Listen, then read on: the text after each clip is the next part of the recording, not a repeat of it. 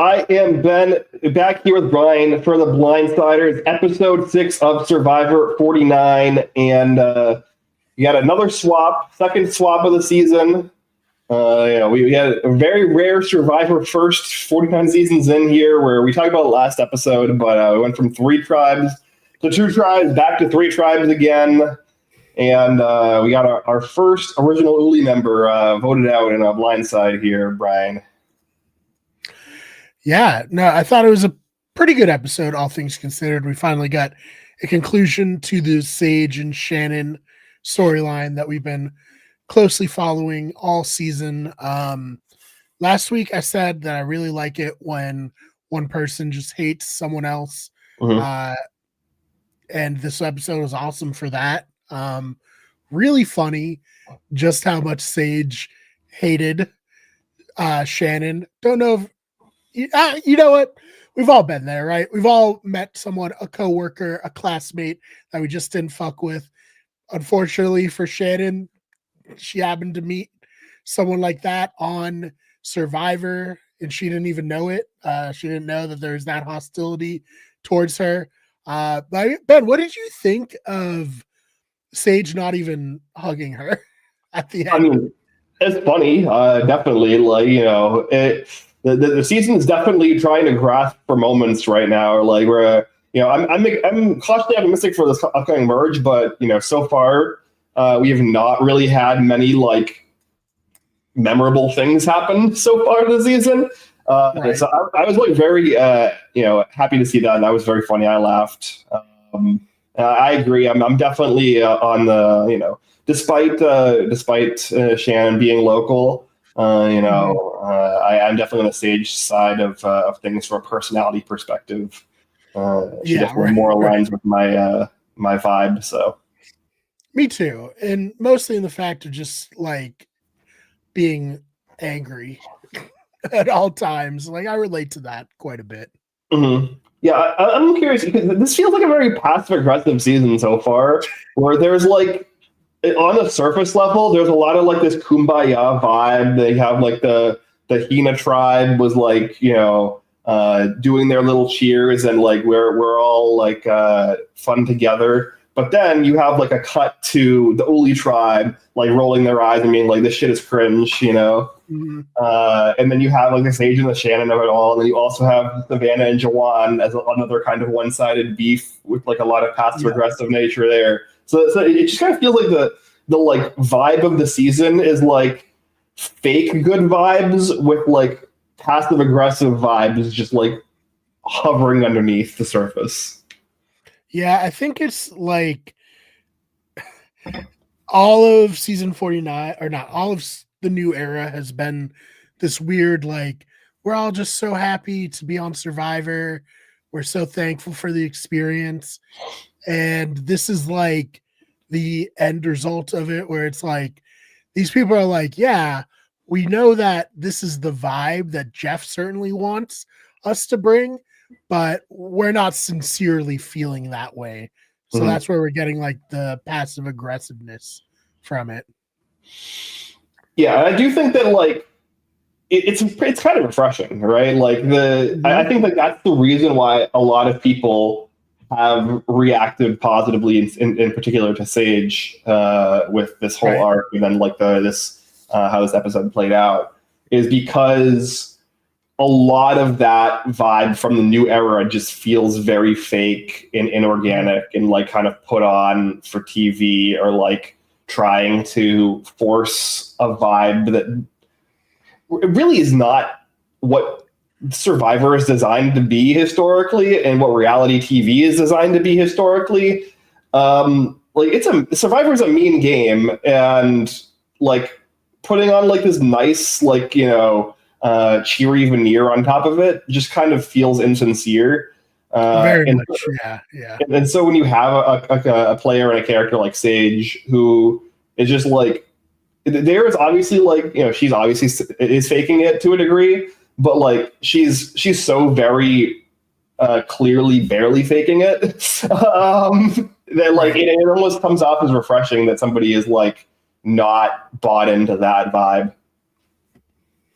Yeah, and I thought it was super, I guess, unfortunate, kind of unlucky that Shannon spent all this time like kind of throwing Sage under the bus. And then when they got, on this new tribe, she tried to be like, yeah, we're besties. We're so close.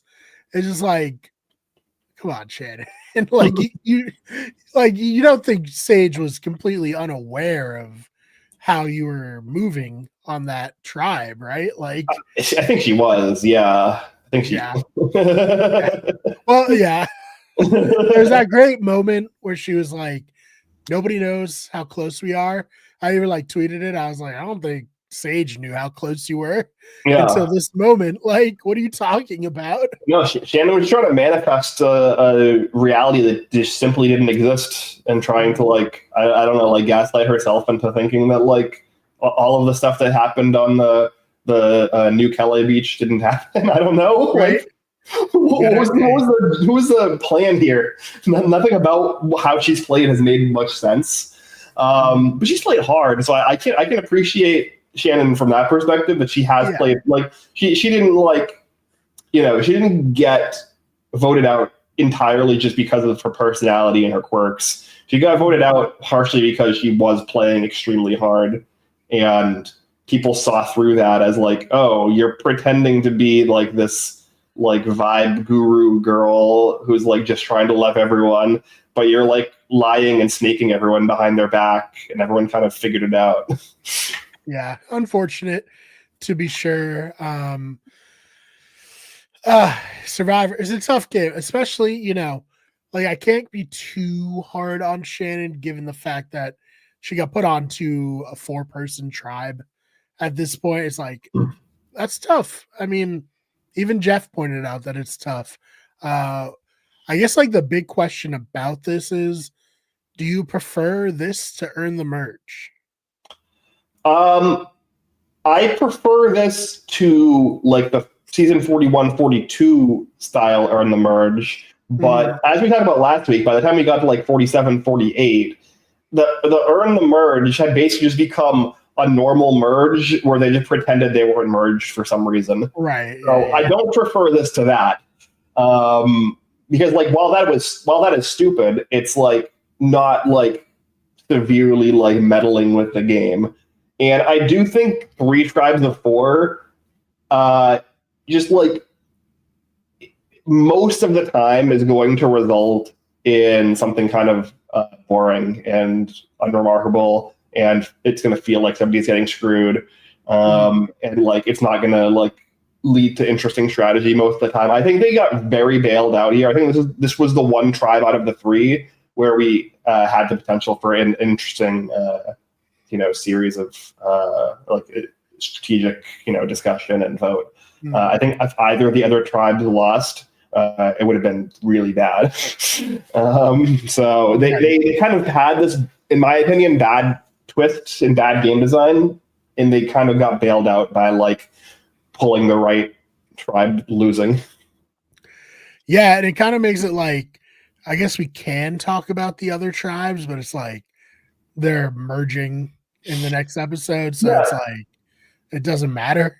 Yeah, I mean, we talked about this as well throughout the season, where so many things that we've seen, so many like relationships and strategies and alliances and stuff have been kind of set up, but there's not really been any like rhyme or reason to any of the storytelling. And this kind of feels very similar to that, right? We're like, yeah, I don't know, maybe like this like Sophie-esque Christina thing might manifest in the merge, the other tribe, the Savannah, Rizzo, Sophie, MC tribe, I don't think anything that happened in that tribe is going to matter, which is why we probably had a stupid scene where Rizzo was like failing at fishing, as opposed to like any, severe strategy other than MC telling Rizzo that she knows he has an idol. Mm-hmm. One thing I will say, watching that scene, even though it was kind of silly and pointless, it was entertaining, but also it made me look forward to Rizzo and Colby Donaldson interacting so much on the next season. I can't wait, Ben. Yeah, Rizzo and like pick like half the cast off the board, like Rizzo and Jenna Lewis, Rizzo and Mike White. Yep. It's gonna be fun. So looking forward to that. Yeah. I mean, I'm very curious now because like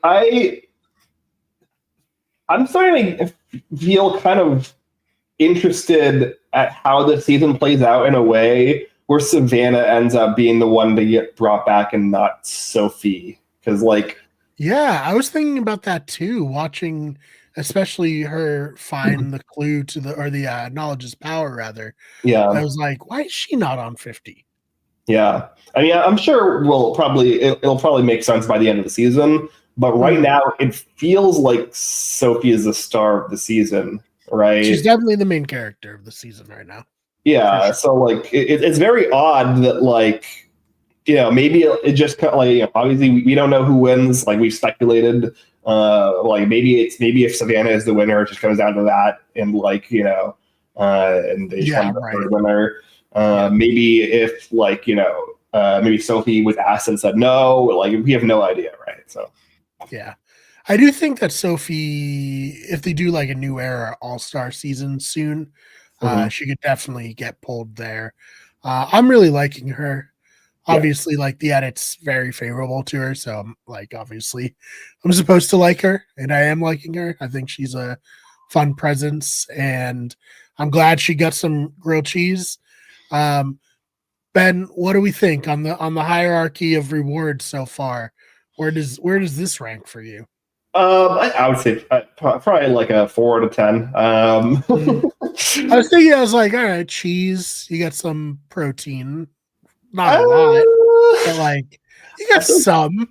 I feel like cheese is like the worst protein to get. Yes, no doubt. Yeah, because like it's just gonna like you're already probably primed to have gastrointestinal issues, and like it's just honestly, for me with Crohn's and stuff, this would have taken me out of the medevac. Yeah, I was gonna say let's look at a Joe Del Campo kind of situation, right? It would have been like Bruce kind of guy. Bruce, yeah, they would have had to get the stretcher. Yeah, they would have had to, had to get like Shane's dick dangling in your face with Courtney singing. Right. Yeah. Who do you think on this cast is the most likely to just be naked out of medevac? Do you think this just passed, or do you think there's anyone on this season who would hang dong for that moment? Yeah, I don't know. Yeah. Would you hang dong in respect for your fallen tribe mate, Ben? So if I'm on like the original Kelly tribe and I'm like in Alex's spot, and Jake is like dying on the ground after having been bit by a snake, I just reflexively take my pants off and just like stand over him with my dick hanging out. Leave your shirt on though, right? Didn't he have his shirt on? I think he did. I think he was Winnie the Pooh in it. Yeah. You got to Winnie the Pooh. I think Yeah. It's the only honorable way to send a tribe mate out. Yeah. Oh man, can you tell that we don't have much to talk about from this episode? Yeah, I mean, we could talk about Rizzo kind of shading Jeff a little bit when he's like having heat stroke at the challenge at the end. Yeah, well, I think Rizzo was just concerned. Jeff's an old guy. I wouldn't want, if my grandfather was Jeff's age, I wouldn't want him out in the sun like this. Yeah. I mean, I'm surprised he didn't call him like Unc. I know it's like a thing that we're doing now. Right. That's all the Gen Z kids are doing that. Yeah. Well, I mean, like Jawan, calls him like Uncle Jay, and we've had like the Uncle Jeff in the past, and I think Star said it like last season. And I won't pretend to be too cool or like in with what Gen Z's saying, but I feel like Unc is mostly used in like almost a disparaging way to describe someone who's over 30 years old. I feel like it can. I feel like again we're getting back to like this idea of like something that's kind of passive aggressive, but like kind of like hidden under this veneer of supposing to be endearing. Where like, and I'm not gonna say like I very much assume it was a term of endearment to begin with. Yes, and it's evolved in the Black community. Yeah. And now, white Gen Z have taken it and started to use it in like a passive aggressive fashion. Yeah, I mean that's how a lot of slang kind of evolves. Yeah, Where right. it starts out very straight up, and then it turns into something ironic or sarcastic. Yeah.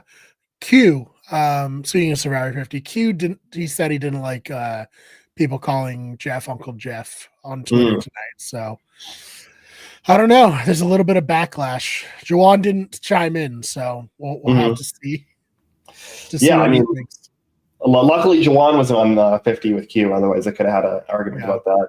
A lot of tension. Yep.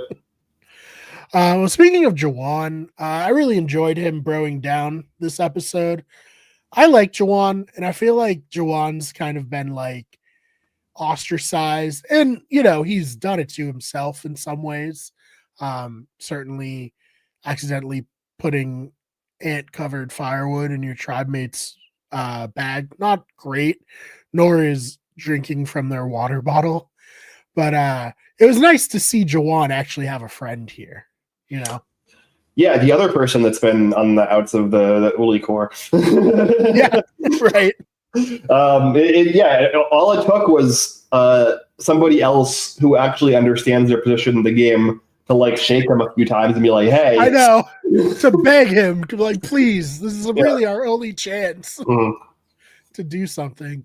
Yeah, which I was proud of Sage here for playing this round. No, for sure. No, definitely played it well. Like, I mean, even starting back when they were on like the New Kelly Beach, I think that she handled the Shannon situation very well in trying to redirect some of the heat back to Shannon, set up that target preemptively, and kind of put the pieces in place for this.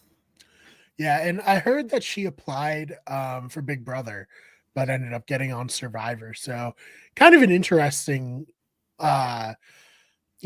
play style, but I think she would have been good at Big Brother because she did like the perfect thing for when you're on the bottom, but you're not trying to be the target of just like slinking into the background and then like picking your moment to disperse information to get the target off of you. So yeah, I'm pretty like big on Sage, obviously. I just think she's a very fun character so far, and I am impressed with how she's played. Because I was complaining about Jawan not trying to seize the moment 2 weeks ago when Matt proposed a potential out for Jawan. And, I do think he gets voted off if that new Hina tribe goes to tribal. I mean, Savannah 100%, yeah. as much. So, like, it was good that Sage was able to reach him. Yeah, no, I'm very kind of curious where this goes from here at the merge now, because we do have, like Nate's obviously going to go back with Savannah, Rizzo, Sophie, and then that's going to be kind of a 4. And then you have like the old Hina does have these kind of cracks in it, right? With like the other Sophie S has kind of been on the outs. Like the kind of power core from Hina was always Steven, MC, Christina as a trio. And so of the 4 that are left from them, like I feel like Sophie very clearly is outside of that. But now she's connected with Alex, who also then has the connection with the other Sophie. And then you now have this like Sage and Jawan kind of duo in the middle who just voted with Steven. So maybe they get consumed back into that trio, but like I don't know. I feel like this really kind of puts Jawan and Sage in kind of a swing position. No, I agree. Yeah, you're right. They're totally in from where they were on their original tribe to where they are now, like night and day. Yeah, like they could go very far, and I was so interested to see Sophie IE on this episode because we've not gotten anything from her other than she doesn't like fruit as a reward, and she did like chicken, right? Like that's all we got from her so far. And I was like a little worried that they were kind of Purple Kellying her. Because very famously Purple Kelly had like one confessional about a reward. Yeah, milk your own milk. Yeah, milk your own milk before she had that episode where she quit. But now it's like, oh, well, maybe Sophie could go far. I'm not saying she can win, but at least like she's in the action a little bit now. Yeah, I also liked, we obviously none of it mattered because they didn't go to tribal and they're going to merge, right? But I liked the instinct of so Sophie S is kind of like the anti-Jawan, where Jawan is like shown like 100 red flags and like refuses to budge and is just like blindly loyal. Sophie is like gets like the corner of one red flag and is like, I'm out. Fuck this, Immediately bailing, which is probably right. I mean, no, definitely, like if you have to lean one way or the other, you lean the direction that Sophie went for sure. Yeah, you don't want to be caught holding the bag. Yeah, in Survivor, and I am looking forward to that. I think Alex is in a great spot. I think everybody likes him, and then he's also like playing pretty savvily and living up to he's like a campaign advisor, right? Like that's his job. I think he works. Well, I think he works for Jan Murkowski, who is she's going to be retired now because she's like 90 years old. Which is like a Democratic concept from Chicago. Yeah, so I like Alex a lot. I think he's playing well, and he's a great narrator as well. I really enjoyed his like confessional, or maybe it was at the challenge where he was like, yeah, like I'm usually the person in my office who's like, pumping everybody up and like good vibes, but I'm just exhausted. I can't be that person right now. Do you think we're getting another medevac this season? Yeah, something's happening for sure, because I don't think they'd leave in Jeff talking about how hot it is unless something happened, right? Yeah, I mean, that kind of feels like it's the vibe. Like every single episode and like at every single challenge, it feels like we're getting like a hit of Jeff saying like, yeah, it's really hot. Like, this is the hottest season ever, and then we have in this challenge, like Jeff kind of at the end, he's also feeling it. So I don't know. I feel like we're at least going to get somebody who gets like heat exhaustion or heat stroke, and even if they don't end up leaving the game, like there's got to be something that happens. No, I totally agree, and I just think like it's just so hard to do anything in the heat, let alone these crazy challenges that they're doing on no food. Like it's not surprising that someone is gonna potentially go down because of this. Yeah, we'll see. That could explain like some of the weird editing decisions. I mean, also like I get, we're 6 episodes in, and MC, Sophie, and Christina have not gotten a trial council. So like that also probably contributes to it. Where like we've just continuously seen the same people go to tribal over and over again. So that also, doesn't help. But yeah. So I think next episode is going to be really good personally, because there is so much like so many moving parts and so many potential alliances, and like not for nothing when people are like, we got to stay tribe strong. I feel like if I was a player, I'd be like, that's so boring though. Do we have to like, let's knock the tower down and build it back up how we want it, Yeah, well, I mean, I think that this vote on Shannon might be the match that kind of allows that to happen, which is like probably the like one upside for the merge being delayed here is that like maybe if we had merged at 13 or 12, it would have just been like the Ulis plus Sophie kind of running the show. Whereas now, like, because they had taken out Shannon, and like there is now a potential for like the Nate, Savannah, Rizzo trio to be like looking at Jawan and Sage like, hey, why did you do that? And they'll have to be like, oh, well, she was targeting Jawan. Like she took the first shot and we had to retaliate. And like there has to be kind of like this, do we believe them? Like, can this story be corroborated? Like I think hopefully there's some intrigue there. No, I think there totally will be. And Yeah, I have no idea who's going to get voted off next episode, which is very exciting. That's kind of where you want to be going into a merge. Yeah, 100%. I think it's been a slow pre-merge. It's been a long pre-merge. It's been the longest pre-merge of the new era. We haven't had a 11-person merge and literally, like, I can't even remember the last time we had 11-person merge, honestly. Yeah. It's been so long. And so I think that combined with how straightforward a lot of the strategy has been, for the most part, I think has made this pre-merge kind of feel like it's dragged. But I do think there's a lot of potential for this back half of the season to actually be interesting. Yeah, I mean, we just covered Australian Survivor versus the World. It's almost the same amount of episodes for this pre-merge as that entire season. So, yeah, pretty crazy. Yeah, and I mean, like, we're at 11 now, which is like, that season started with 12 people, right? So, like, the season started with 14 people. So, never mind. Yeah. I'm going to try to make a point, and the point doesn't matter anymore. It's all good. It's all good. Anything else that we didn't touch on that you wanted to?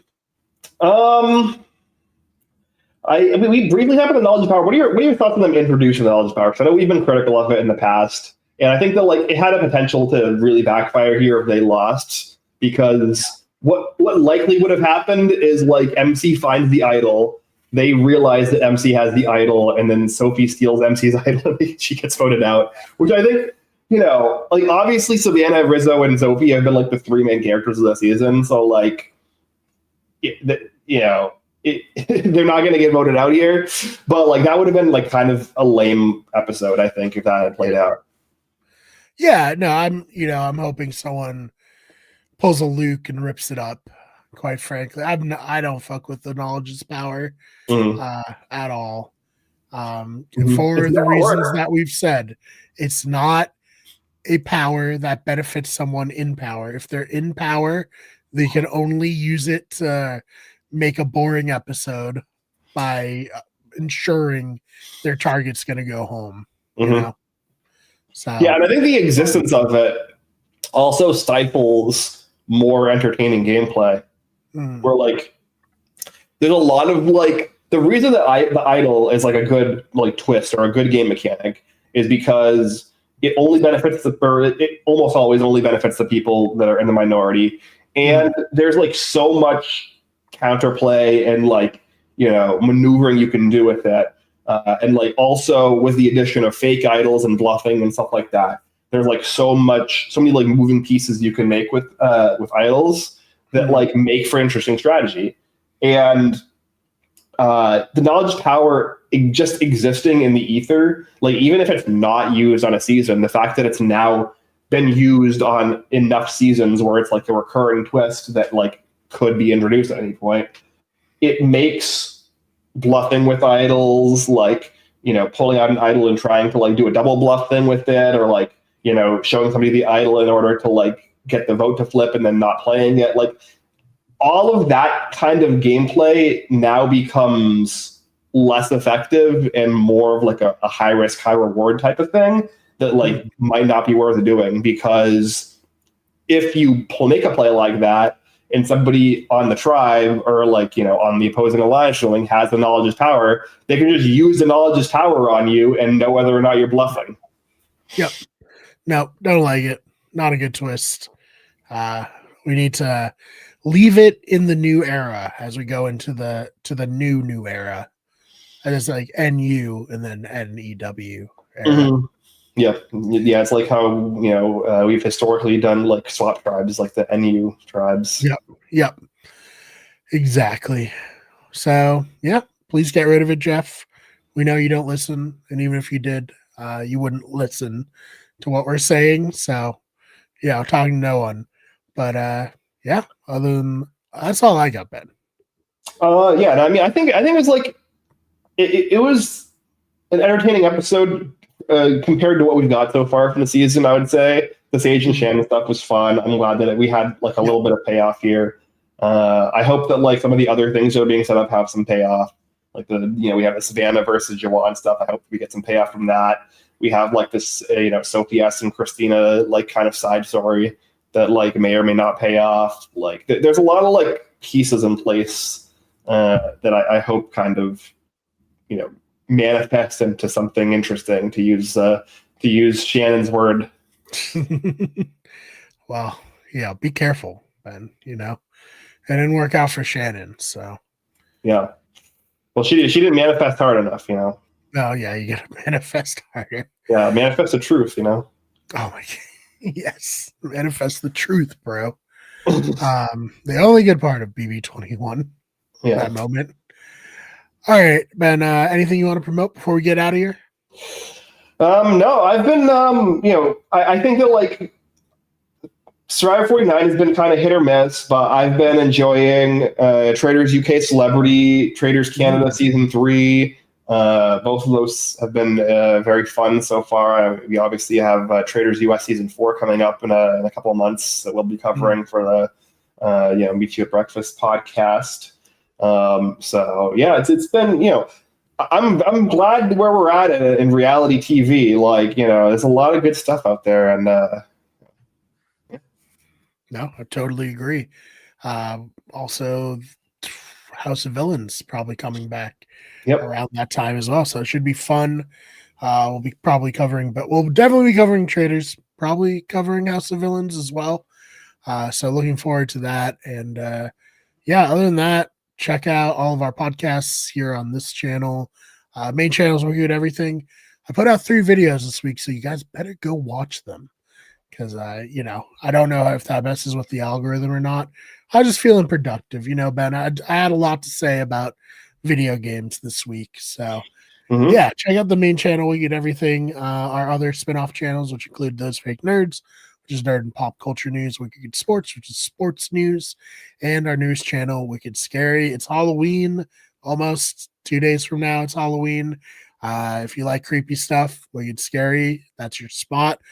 Been repurposing some of the stories into shorts. Been doing really well on YouTube with those, so definitely we'll continue doing that. But weekly we'll try to have a full-length video as well there.